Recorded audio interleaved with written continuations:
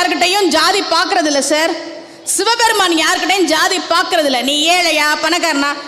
பெரிய புராணத்தில் 63 நாயன்மார்கள். நேற்று நான் சொன்னேன், இவர் அந்தனர், இவர் வேளாளர், இவர் செட்டியார், இவர் அந்தனர், அவங்க யாரும் ஜாதி பார்த்து பழகலன்னு.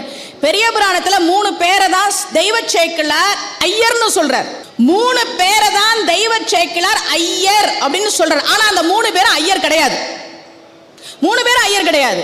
அப்ப என்னன்னா, யார் ஒருவர் அறத்தை கடைபிடிக்கிறார்களோ, அந்தணன் என்பன் அறவோன். நம்முடைய திருவள்ளுவர் அதை தான் சொல்ல, நீ நல்லவனா இருக்கிறியா, நீ அந்தணன்.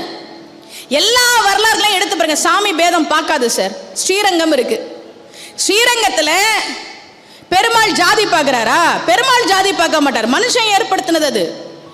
நீ ஏழையா இருந்தாலும் தெய்வம் அருள் செய்யும், தெய்வம் அருள் செய்யும். பல்லவ மன்னன் கட்டின கோவிலுக்கு போனாரா சிவபெருமான்? பூசலார் கட்டின கோயிலுக்கு தானே வந்தாரு.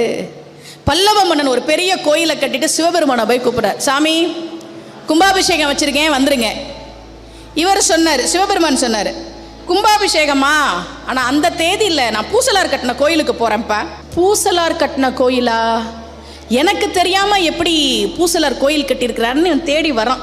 அந்த பூசலார் உட்காந்துருக்கிறார். நீங்கள் கட்டியிருக்கிறீங்களாமே கோவில், அதை பார்க்கணுன்னார் பல்லவன் மன். இவன் சொன்னார், நான் மனசில் கட்டினேங்க. மனசில் கட்டினீங்களா? ஆமாம், மனசில் தான் கட்டினேன். சென்னையில் திருநின்ற ஊர் பக்கத்தில் இருதயாலீஸ்வரர் கோயில்னே இருக்குது. நீங்கள் போனீங்கன்னா அதெல்லாம் பார்க்கணும். தெய்வம் மன்னன் கட்டின கோயில்னு வரலையே, மனசில் கட்டின கோயிலுக்கு தானே வந்துச்சு.